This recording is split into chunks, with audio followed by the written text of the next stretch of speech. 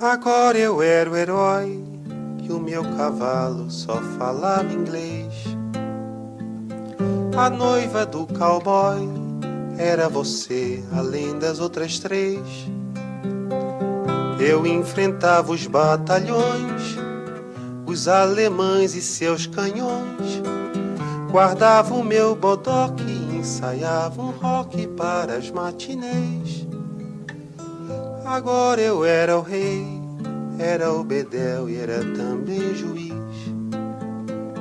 E pela minha lei, a gente era obrigado a ser feliz. E você era a princesa que eu fiz coroar, e era tão linda de se admirar, que andava nua pelo meu país. Não fuja não, finja que agora eu era o seu brinquedo. Eu era o seu peão, o seu bicho preferido. Vem, me dê a mão, a gente agora já não tinha medo. No tempo da maldade, acho que a gente nem tinha nascido.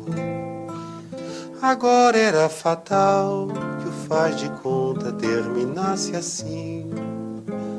Pra lá deste quintal era uma noite que não tem mais fim.